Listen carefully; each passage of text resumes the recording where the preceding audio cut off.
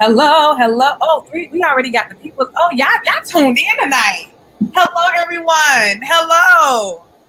Let me put a little music for y'all because, on the side, I'm also a DJ. If y'all don't mind, we are going to be jamming to some Pink, Christina Aguilera, listen, Whitney Houston. Are you okay with that, Suzette? I'm good. Okay, so listen, for all of y'all that be jamming the gospel music, unfortunately, we might have a mixture tonight, okay? Listen. So how was your day, Suzette? It was fabulous. Fabulous day. No complaints. No complaints. Listen, I got 2 viewers on tonight. Viewers, are you guys all right? Please make sure that you share this video.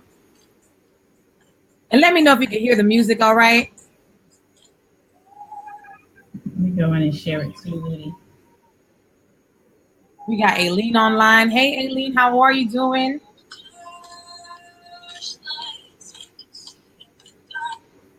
So other than that, your day was fine, Miss Suzette?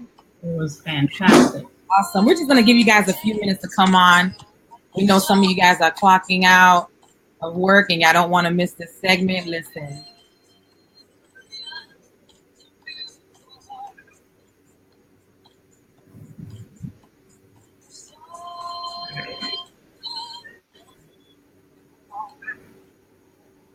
All right. Share.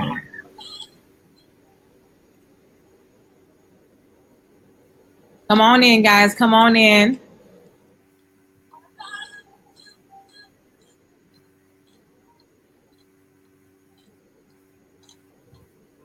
Oh, somebody said, you look beautiful. Well, thank you. You know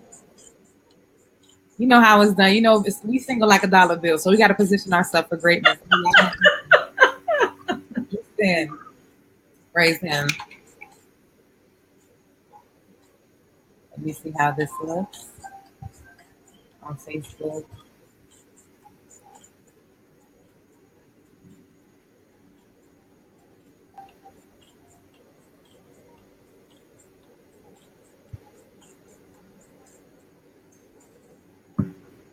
Hello, Elda. Welcome. Welcome. Okay, so we got 5 people online. Whenever you're ready, Miss Suzette, I don't want to keep the people waiting. Should we give them a few more minutes? I mean, y'all talk to me tonight. Y'all all right out there? Elda's online. We don't want to get to the meat of everything and we have to go backtrack. Please make sure that you share this video.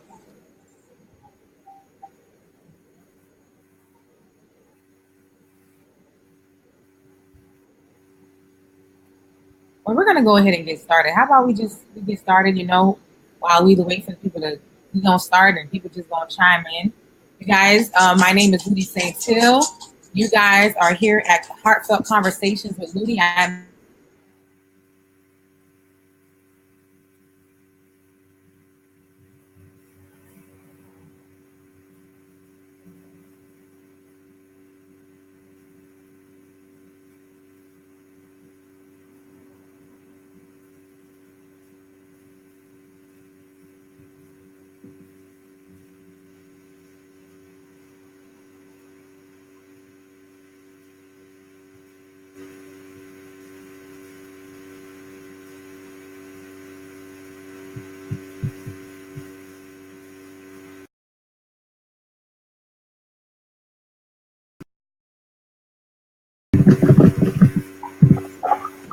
Okay, you back? Because you froze for a second. Awesome. Okay. So we want to be mindful of, what we say, the comments. Okay, I see the comments. I don't think I have any unruly people on Facebook, but just in case, we do have something called the block ministry. Oh, can I get an amen, somebody? Okay. We do have something called the block ministry. And if any of your comments are very offensive, unfortunately, you would have to join that ministry on tonight. Amen. Can I get an amen, somebody? Do I have anybody that come in agreement with what I'm saying? Okay. All right. So I'm going to go ahead and introduce Miss Suzette. Okay. Again, we're talking about life after divorce. What does that look like? What does that look like? And what does that feel like? Okay. So Miss Suzette, she's an author. She's a speaker and the founder of the Uncommon Marketing. Suzette believes that success are born from failure. No situation is ever designed to keep you down. Instead, it is your springboard for something bigger and better.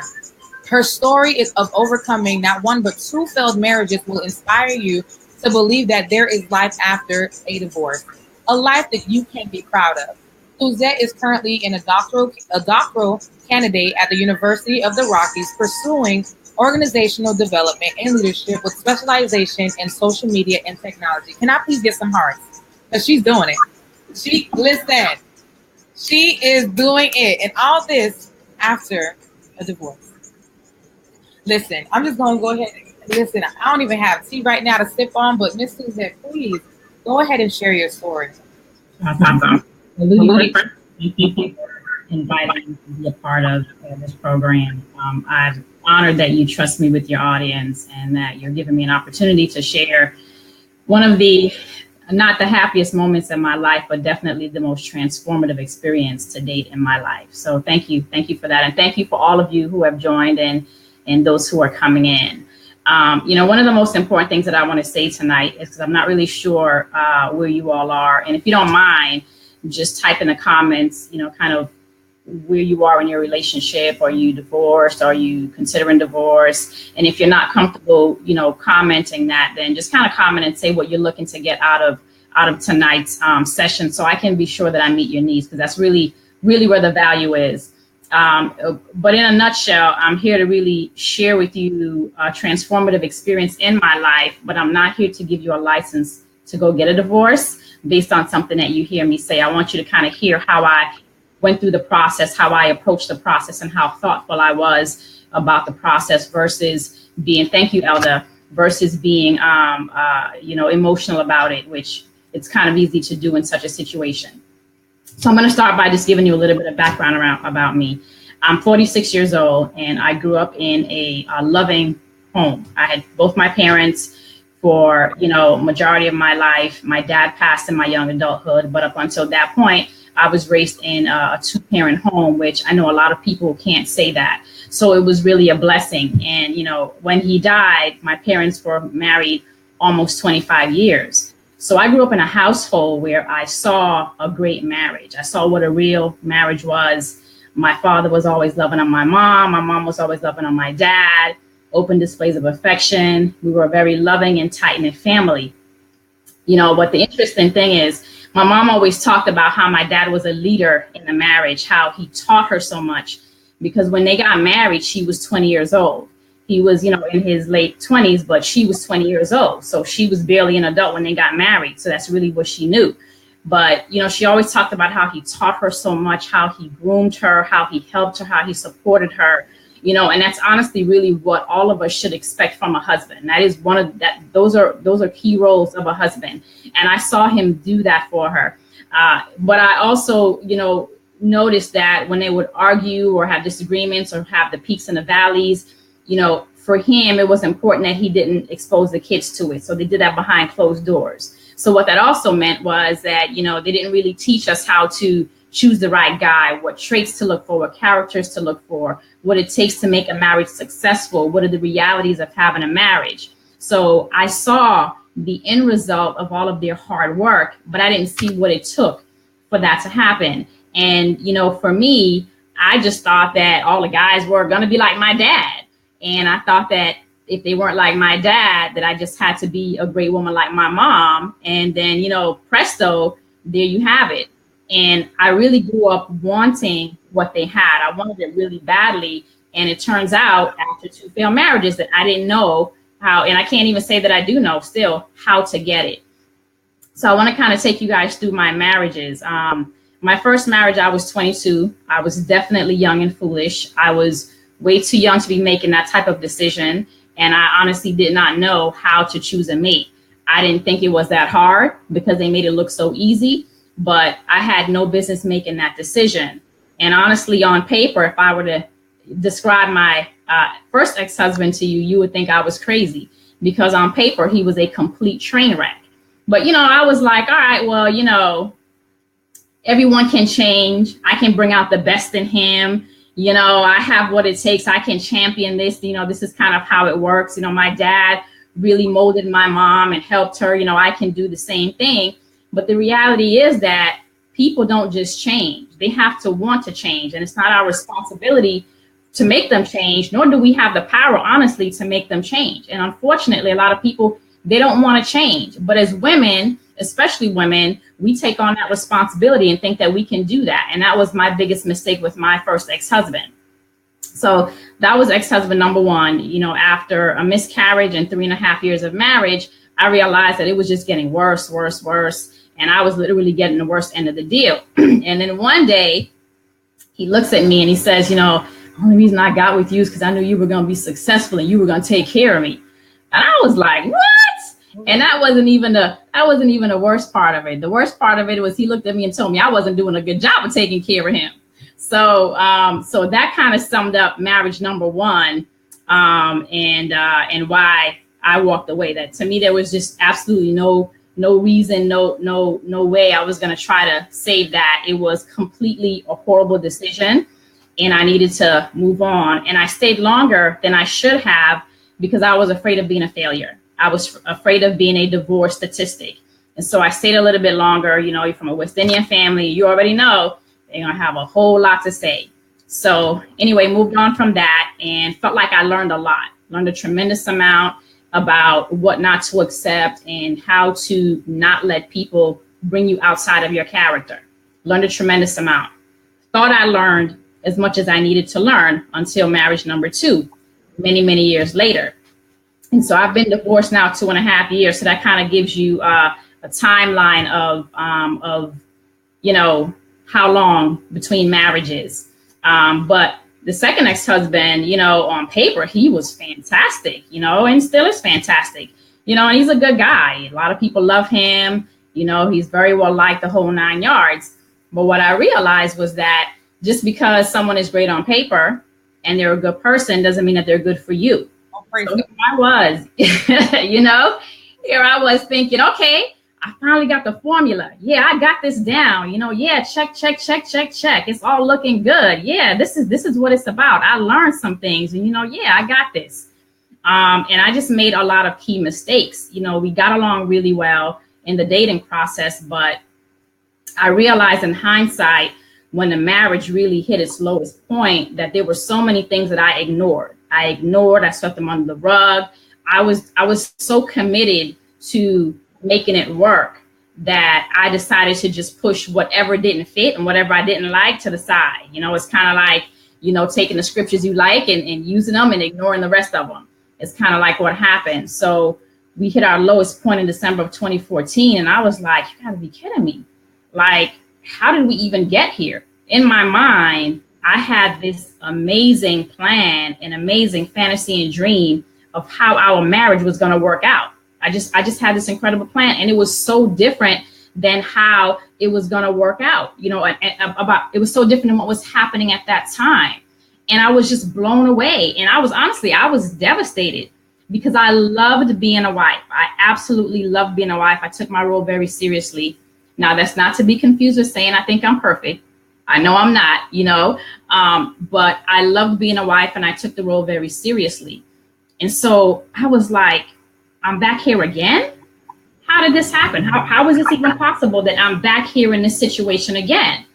And so I was determined this time to kind of figure it out, one, and number two, not give away my power any longer. I didn't want to go back to kind of the same type of devastation I experienced with the first marriage.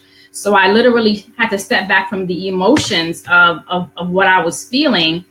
And I literally started at the very beginning of the relationship, from when we started dating all the way to that point. And I started going through every moment, and literally thinking through what happened here. What did you do here?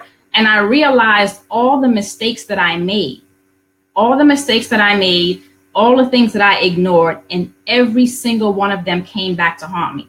So I really couldn't hold anybody else accountable. I only had myself to hold accountable during that time because I was literally at a fork in the road. Do I stay or do I go? And I really needed that clarity. I really needed to understand what was happening, you know, and just get back into control, because at that point I was laid out, like, you got to be kidding me. So I want to share with you all a few things that I realized when I went through that, you know, time of introspection. I realized, one, that we were not equally yoked.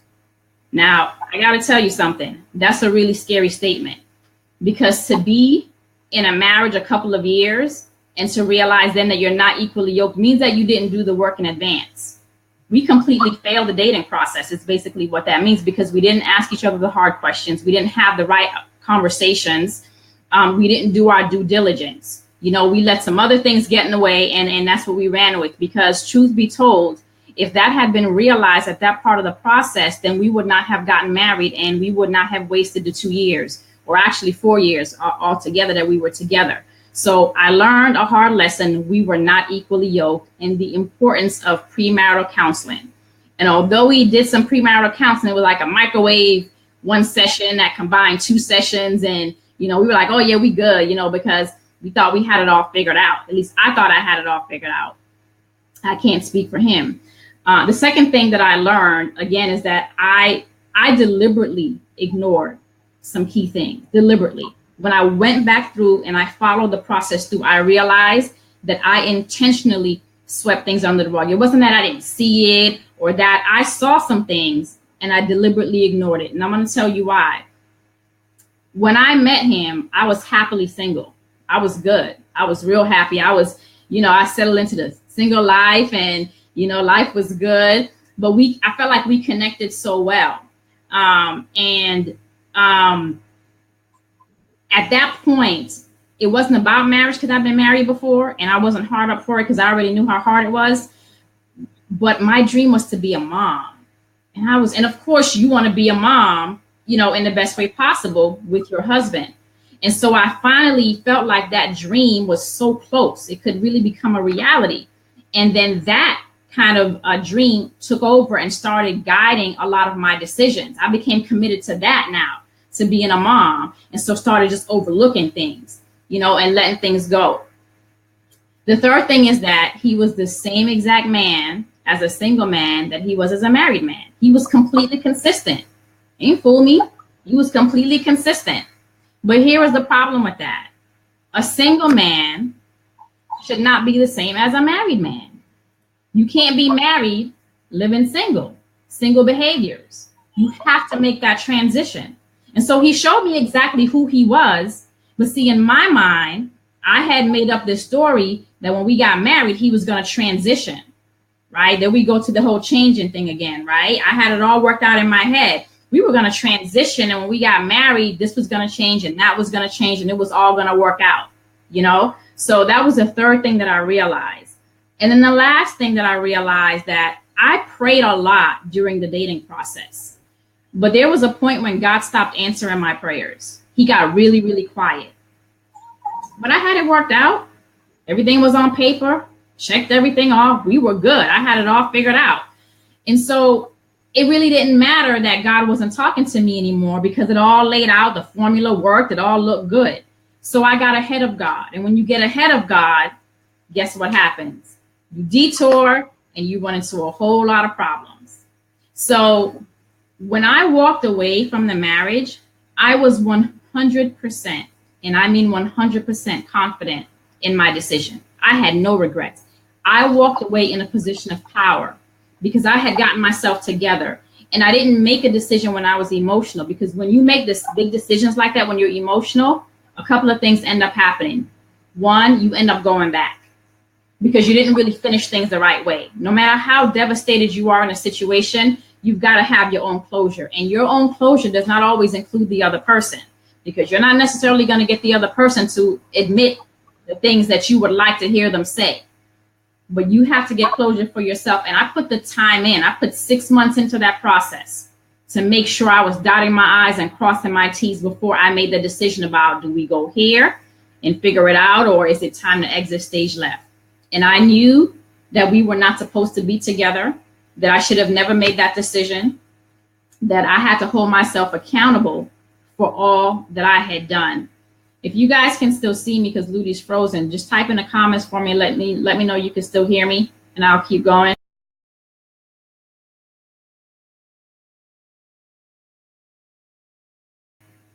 I'm going to keep going. Ludy's back. All right.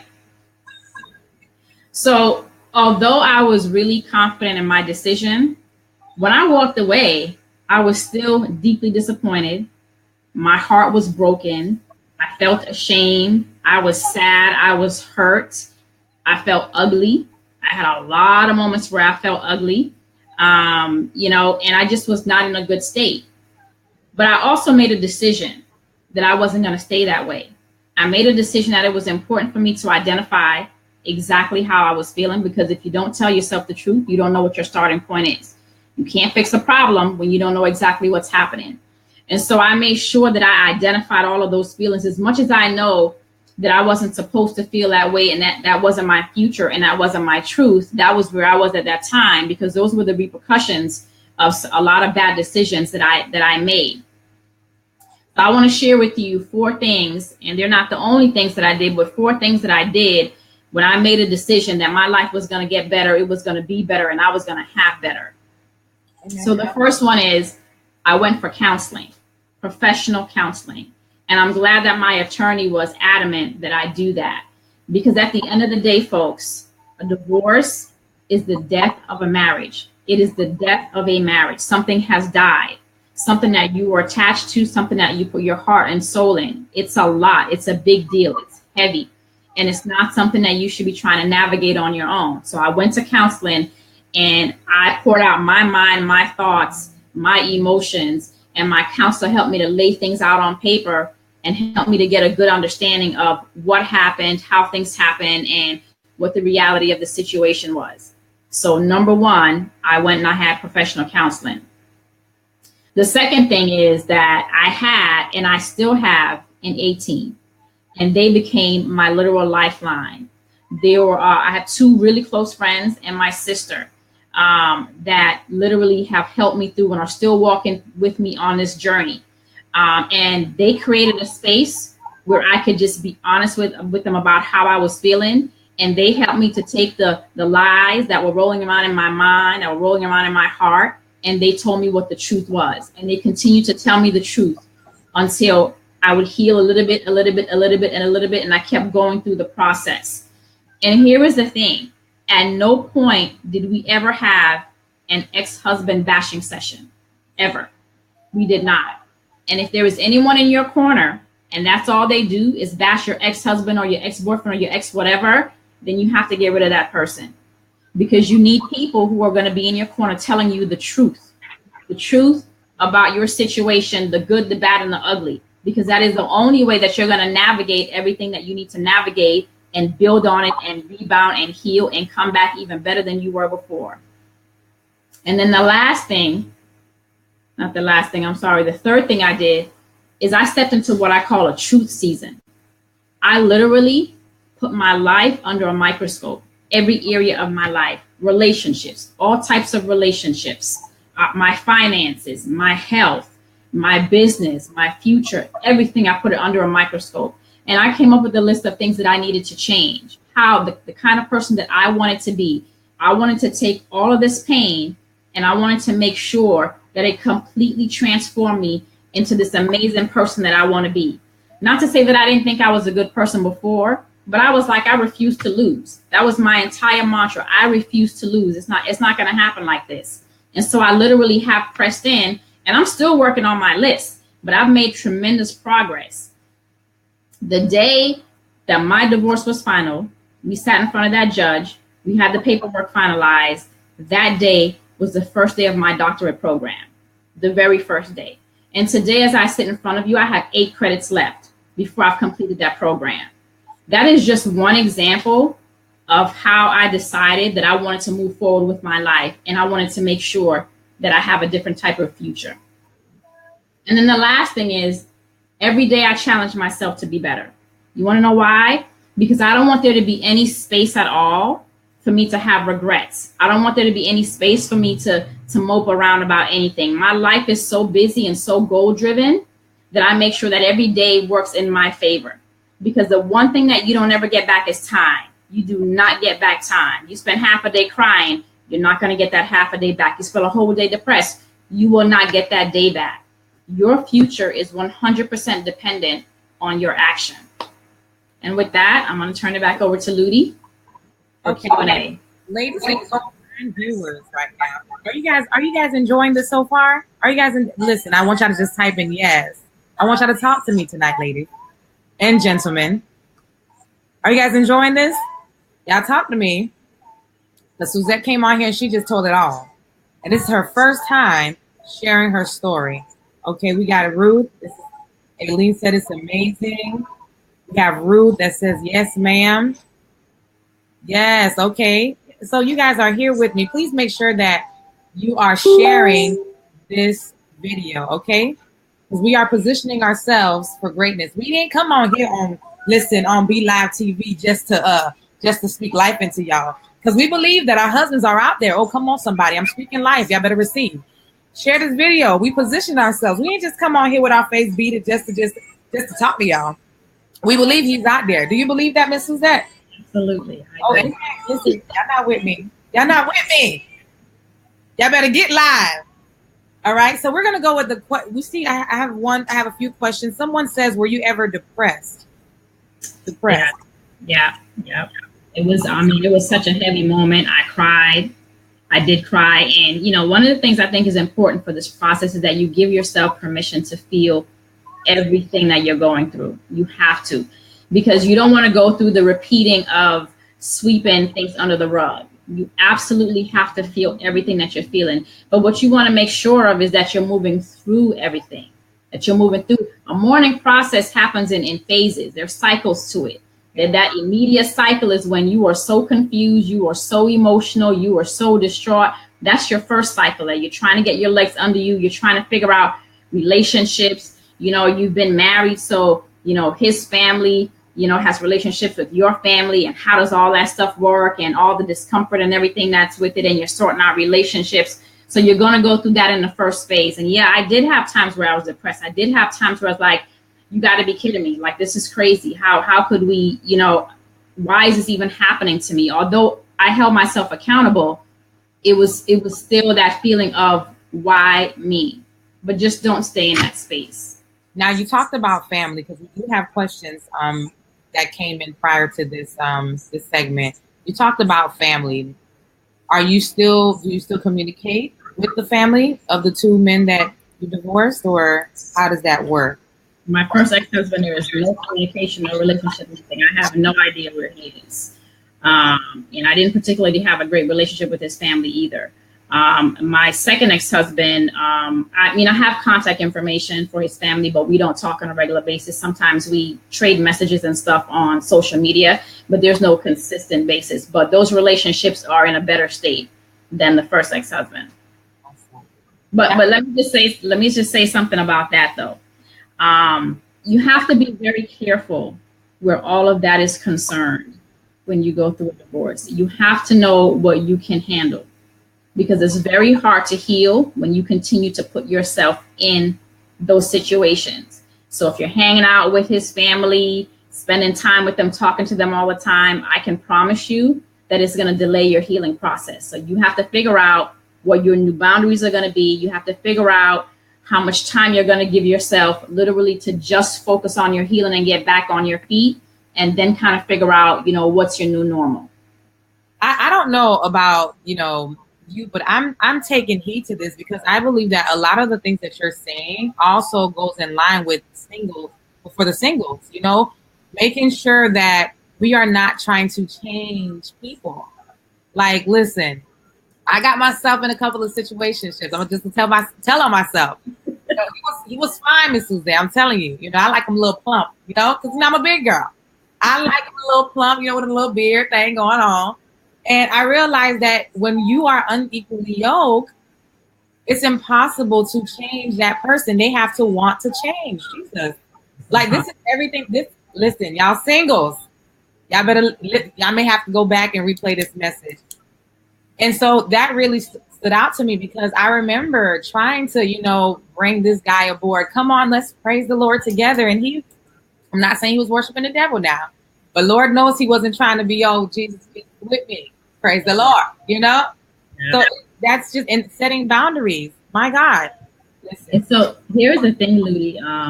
You touched on a really great point, is that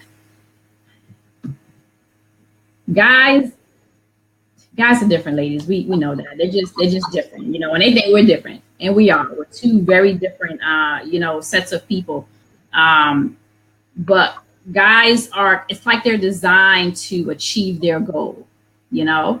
And so once they know that you're a believer and you love God, they're gonna make sure they say exactly what they need to say to get that hurdle. And so here's the thing. They don't even say it really good. They don't. They fail miserably at it. But we want to hear that they're on the same level as us because we feel that attraction and we just want them. So we hear what we want to hear. We accept what we want to accept. But at the end of the day, I can promise you from personal experience with several relationships, if he is not on the same page as you spiritually and you're a believer and you're committed to it, do not waste your time. I'm not saying it hasn't ever happened before that someone came around. I'm not saying that there aren't marriages, because I know some people who the husband isn't a strong believer, but their marriage has worked. I'm not saying that, but in many situations, it becomes a huge problem. Yes, it is. So we do have one more question. Okay, 2 divorces is very tough. How did you get over the shame? Did you have a constant battle with yourself, beating yourself up for your mistakes? I did. And I'm very goal driven. So to me, it's all about meeting goals. And yeah, I felt incredibly ashamed. I was very embarrassed. And the funny thing is, at the top of the year, January 2015, my best friend said to me, "What are you most afraid of?" And immediately I said to her, "What people are going to think." That was my number one fear of everything that was going on. That was my number one fear, what other people were going to think. And when I was able to name that truth, it took the power out of it, because then I was able to prepare for the conversations I was going to have. Then when I would tell people, I told a select group because for business reasons, I needed to tell some people. When I told people, I was able to tell them with my head held high. I was able to tell them with confidence, and I was able to control the conversation, because, you know, saints want to pray for, "Oh, I'm going to pray for you, sis." That no. It's over. It's over. But, you know, Elders, to your point, I was very ashamed and I beat myself up a lot. But that's when I go back to my A team. I have 3 solid, amazing people in my corner who truly believe in me and saw me for who I was better than I saw myself. And they literally propped me up and carried me for months until I was able to get on my 2 feet and get back to where I love myself the way that I should. And honestly, there were some days where I still feel like that. They're few and far between, but there were still some days where I do feel like that. But the good news is, when you know that that's not the truth, as soon as you feel that coming over you, you start to tell yourself the truth. Mm-hmm. And that helps tremendously. Okay, we have another question. Did you have any spiritually rooted friends holding you accountable during this dating process? I had spiritually rooted friends who tried to hold me accountable, but I wasn't trying to hear it. Honestly, I wasn't. And that was probably a part of the problem, Lynn. I wasn't, you know, one of them actually said to me, "So did you hear from God?" I was like, man, you know, I brushed her off and breezed right past the conversation. So that's another area that I have to hold myself accountable for. But I will tell you again that because of what I went through, I literally now have a team of people who are ready to usher me through the dating process so that I won't make those same mistakes again. So that's a great question. I like that. You know, I really do. Listen, it's really serious, you guys, especially if the man is fine. Your friend, I'm telling you, if he is fine, he ain't going to want to hear all of that, because let me just be, I ain't going to tell my business right now. But I am going to tell my business, though, one second. But this is serious stuff. We have, you don't know, listen, thank you, Marie, for being honest. Oh, thank you, Marie. I'm glad it's helping you. It makes it worth it. We have Krishnantha. Thank you, Suzette, for sharing your story. Yes. So we're gonna go ahead. This is too good. Listen, because I just want to shout, but you know, this ain't even my laptop. So we just okay. So we already covered that. So at what was the point that brought you to the divorce? You know, like both divorces. I know you said the first one you were young. The second, go ahead.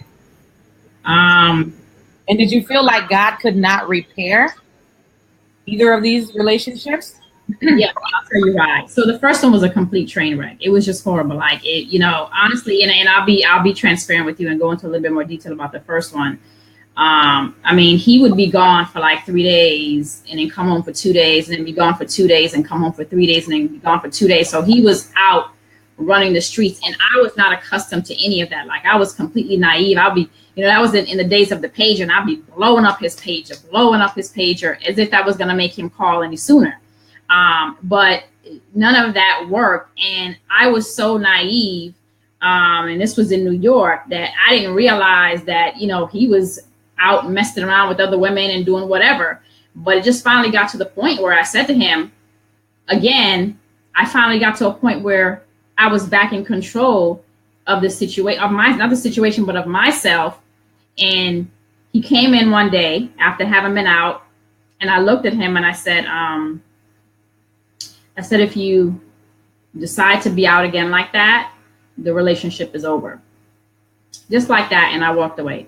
And ladies, now you know that that's probably the most dangerous part of a conversation, when a woman is really calm and she says something like that to you. So that's kind of what happened. He didn't think I was serious. He did it again. I said absolutely nothing at all. And I just got the paper and started looking for an apartment. That was it. That was the first one. And can you guys send me a comment and let me know if you can see me, because Ludy's frozen and I want to make sure that you all can hear me.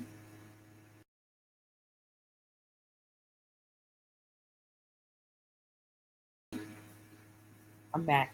Ludy's back. All right, great. So that was the first one. If you guys didn't hear that, tell me and I'll repeat it. The second one, oh man, December 2014, he made a decision that blew my mind. And I was like, you got to be kidding me. And it was really an eye opener. It was truly an eye opener. And I was just asking myself, like, what did I do to deserve this treatment? Like, why am I not respected? Why am I not being treated right? Like, what is happening? And it was at that moment that I was like, there is no way that I'm going to let someone steal my heart, steal my joy, and destroy me. And not that I think that he set out to do that. I think he was just literally being himself. But it just wasn't conducive to a marriage. And so that's when I started that process of introspection and really sorting things out. And when I really understood what was truly happening in the relationship, I realized that there was no prize in it for me. There was no prize in it for me. And it was time for me to go. And I wasn't going to ask God to save something that he didn't put together, because it wasn't of God. That's a good word right there. That's a good word. My God. Are you guys getting something? Can I just type yes? Ladies, are you in here? I can't even take notes. Look, I'm just all over the place. Like, I'm just gonna replay this message because I just can't tonight. I just can't. Okay? This is just too good. Because I'm gonna get my single life together. I am. So we listen, we getting questions from everywhere. It's crazy. So as a friend, how did you know when to give them honest advice, or do you tread lightly because they're so sensitive at the moment, for friends that are going through a divorce?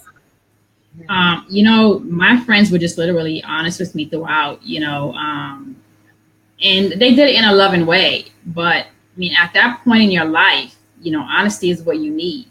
It may not feel good, but honesty is literally what saves you. So tread lightly. My best friend would probably say no. She didn't ever hold anything back, but she did everything from a spirit of love. Like, the truth that I got came from people who I know love me, care for me, support me, and have my back. And so that gave me context for the truth that I was receiving. But, for everyone else, you have to understand, if you're the one receiving the truth, you have to be open to the truth, because the truth is only going to save you.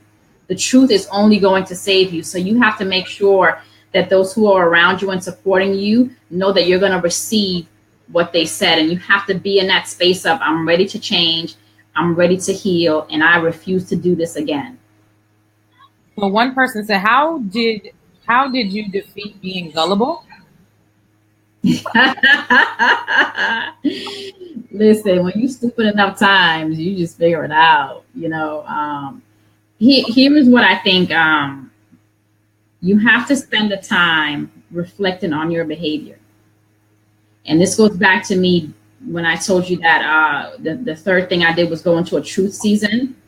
I went into a truth season when I was going through my divorce, and I've stayed in that truth season. So even to this day, I'll tell myself if I feel like something I did was not where I want to be, you know?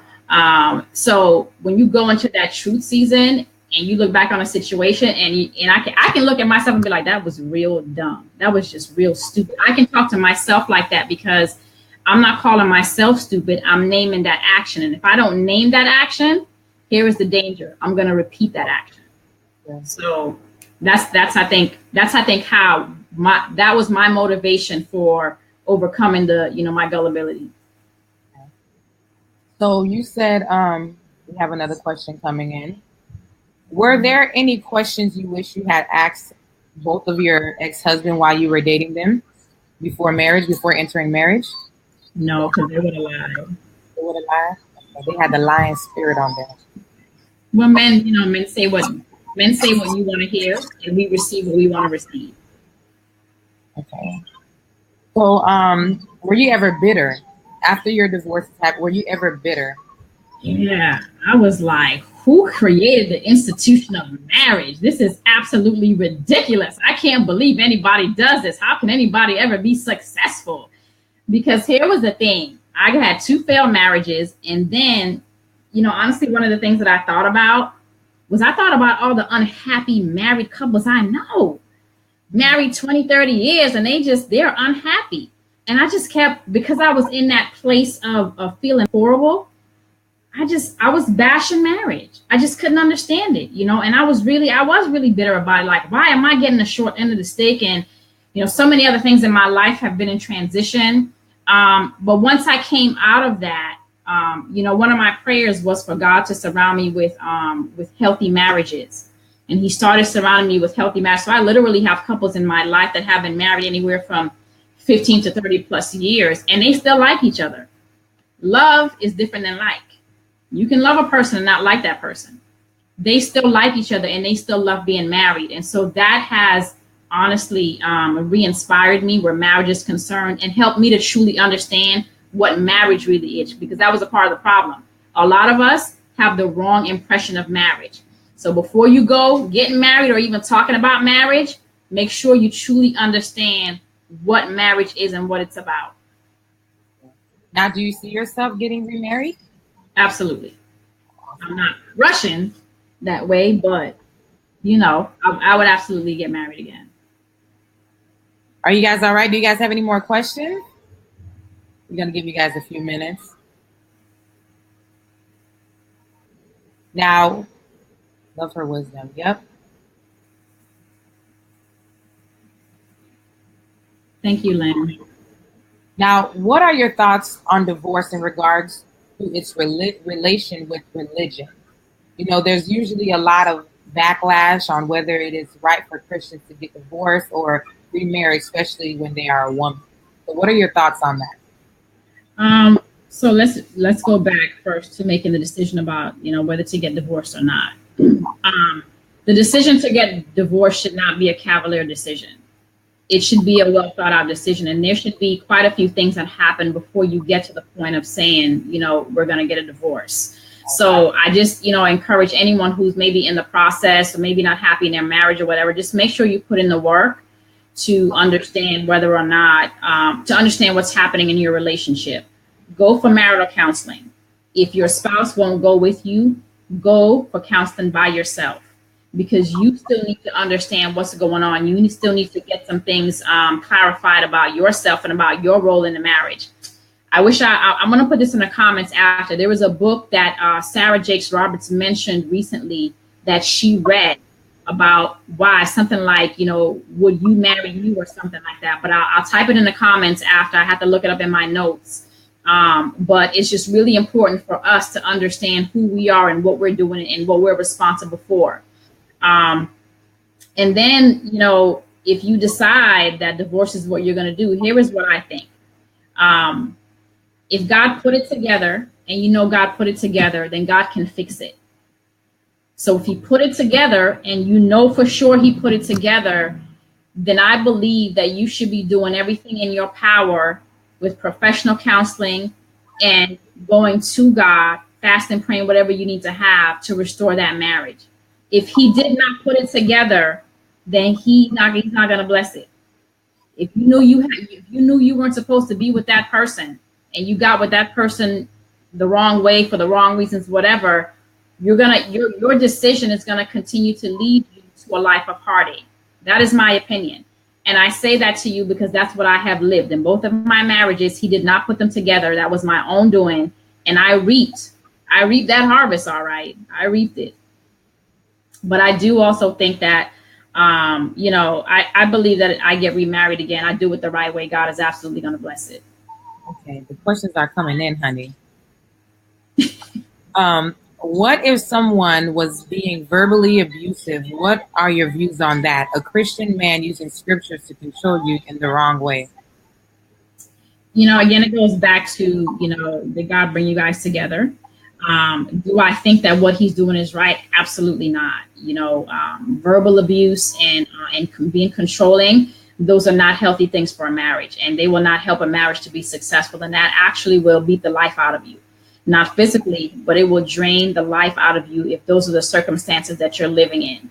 So if you are feeling like, and I'm not here to tell you, yes, get a divorce, don't get a divorce or whatever, but I'm here to tell you that those two things are not healthy. And that's where, you do what you can to help him get the help that he needs. But if that's not working and you feel like it's destroying you, then that's not an environment that you should be in. What's the difference between you now and the you then, where you can tell if the next one is a counterfeit or not? Where you can tell, yeah. Lynn, I sure hope I'm gonna be able to tell. I gotta tell you, there are a couple of differences. I value myself a lot more. I realized that through my adult life that I really didn't value myself the way that I should. Once you start to really value yourself and you start to understand what you bring to the table, a lot of men become very unattractive to you, even if they are attractive. They've completely lost their appeal because you already know that that's not a fit. That's not going to work. That's one thing. The second thing is I prayed for God to bless me with brothers. And they hit me to game. They hit me to game all the time because that's the stuff that used to go right over my head.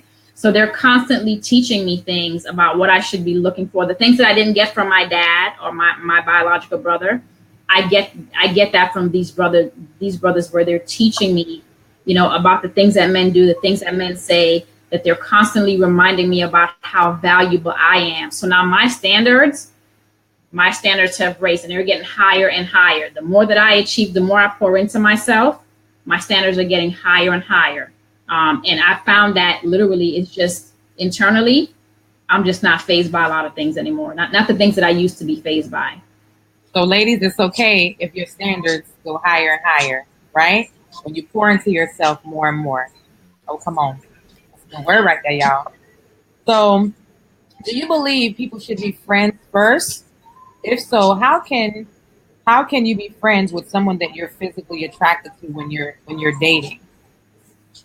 Yeah, the struggle will be real. So I think that you should be friends first. For those of you who haven't been married yet, and I learned this from other couples, and I experienced this myself.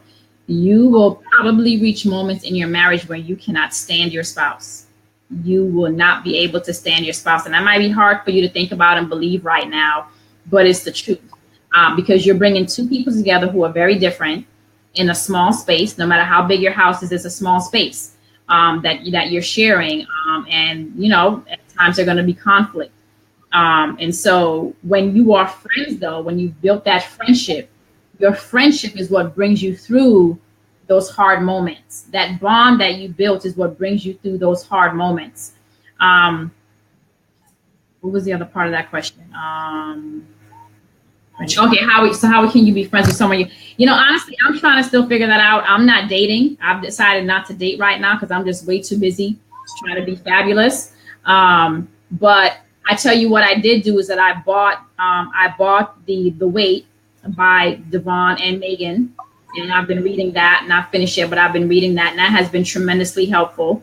And I've been watching relationship videos from people like Bishop Jakes, Creflo Dollar, Torrey and Sarah. I literally watch and learn from them because they've done it.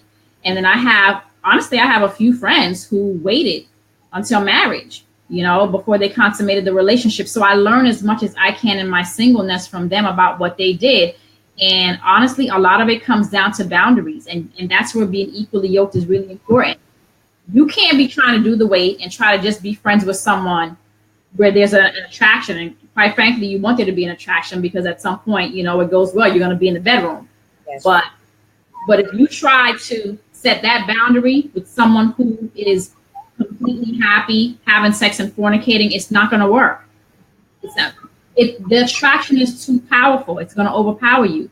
You need for both people to be on the same page so that at any given time, one person can be like, stop, you're going to stop.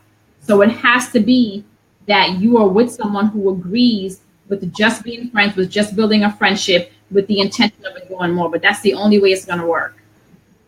Now, being that you are now single, how do you, for a divorced person, who's fresh, who's a newbie, who had the license now to do boom shakalaka, how do you abstain from? Ludy, you froze again on me. How do you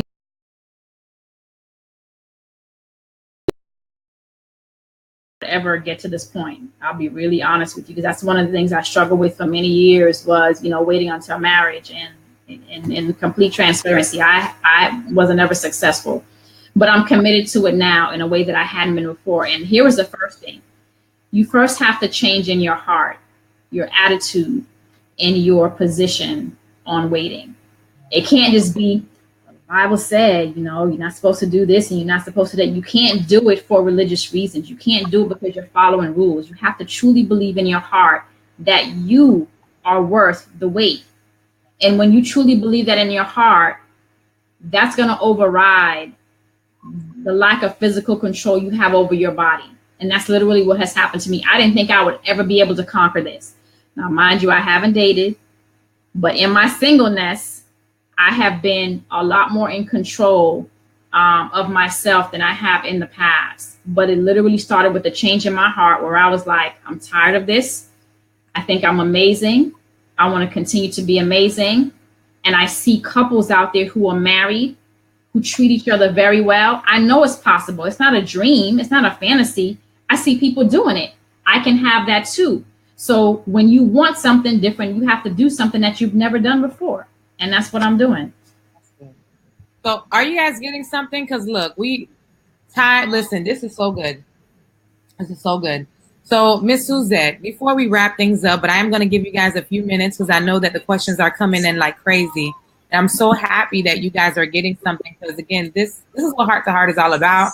Because I know a lot of these topics are not discussed at home or at school or, at church. And this is what Heart to Heart is all about. I don't like to be, I don't like to use the word fake, but it's time for us to remove the mask and talk about these issues because, a lot of people reached out to me last year concerning divorce, people my age.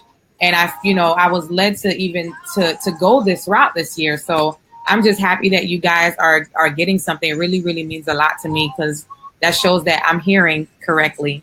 Right. So Miss Suzette, okay. So what are the top 3 things you would give to us? Well, we are all single, but what's the top 3 things you would give to women who wants to be married? The first thing is to get out pen and paper, or, if you're a millennial and you want to do it in your phone, that's fine. But lay out a profile of who you want to be as a woman. I have a list of things that I want to achieve before I start dating again, literally. And the only reason I would start dating before I achieve that list is if God said it's time. So make a list of the woman you want to be. And I mean from everything that the size that you want to be.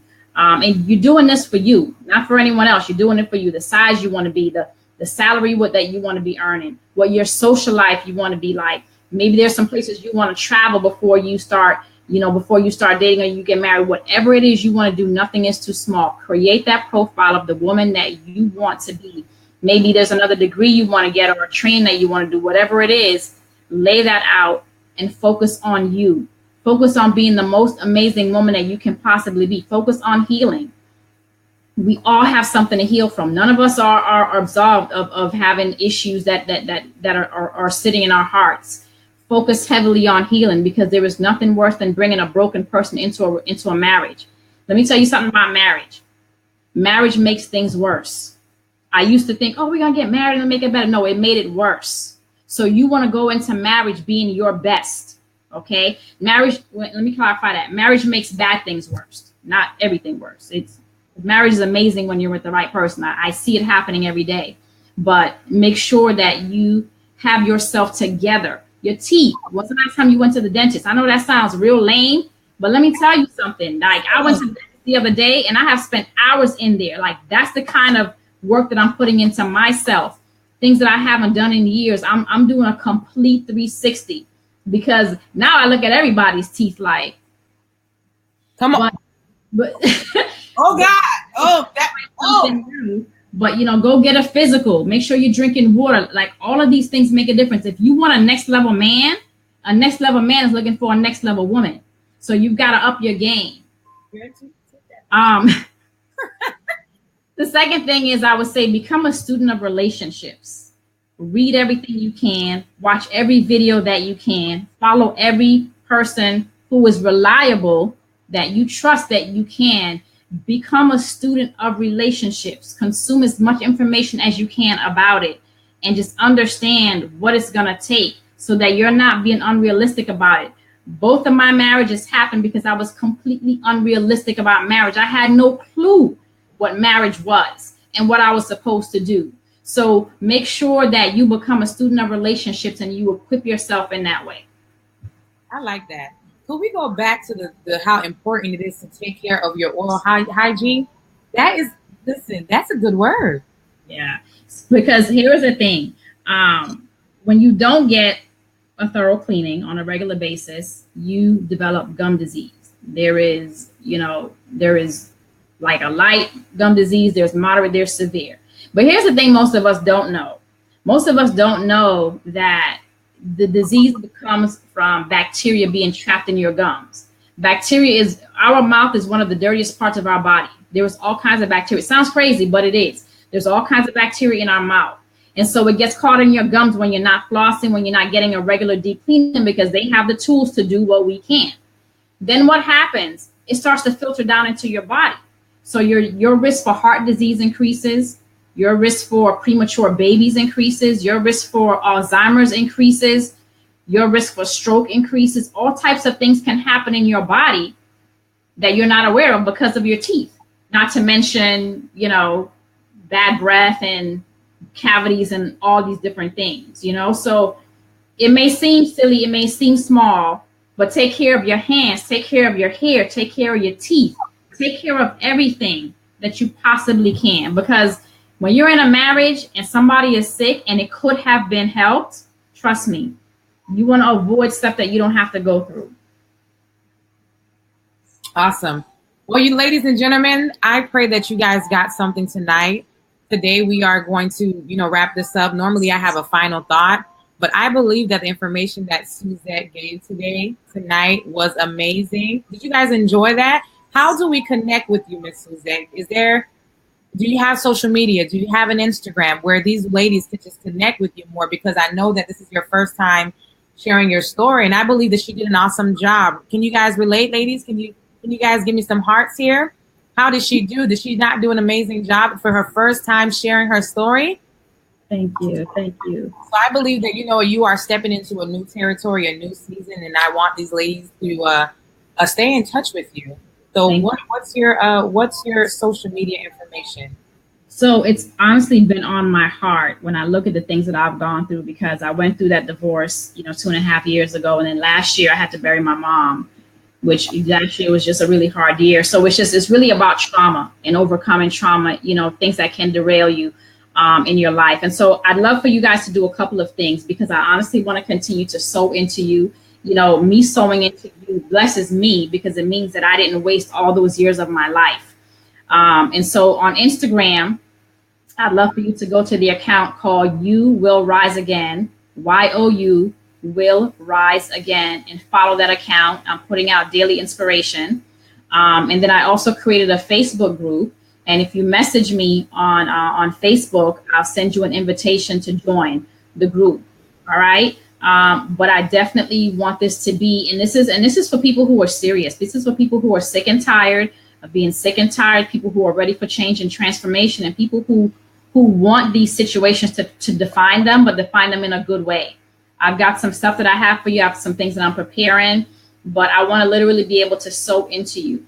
Now, if you want to follow me personally, you can follow me at Susie Turn, Susie with the Y, TURN. But honestly, my inspiration is going to come to you specifically for your situation from the You Will Rise Again account. Awesome. I'm going to leave that up with her. Someone says, okay. Is there an email where they can email you testimonials of how they, or are you comfortable? Yeah, my email is, you know what, let me type in. So you don't have to do that, Ludy, because it's long. All right. Guys, I would love to hear your testimonies. I'm going to also put my email here. You can also message me on Facebook. That's another way too. Yeah, me on Instagram, whatever works for you all. So you guys, I'm so happy that you guys got something. Please, I want to hear from you guys. I'm so excited that you guys got something. Because again, I was so nervous. Like, listen, and then reached out when I got the yes from the Lord. He just agreed, and look, it's just everything is lined up. So Suzette, thank you so much. I'm so excited about where God is going to take you. Thank you guys so much for making this even possible, for sharing the video. Again, please share this video, because somebody out there needs to hear this and watch this, so that they can be encouraged and understand that there is life after divorce. Because she is doing it right now. She's going to go get her doctorate. That's amazing. So you guys, I love y'all. I'm going to be waiting for each and every one of you guys to email me your testimony, because again, I want to make sure that I forward this over to Suzette, so that she knows that her story made the impact that it needs tonight. So I love you guys. Bye. Thanks for having me. Bye, everyone. You can stay there.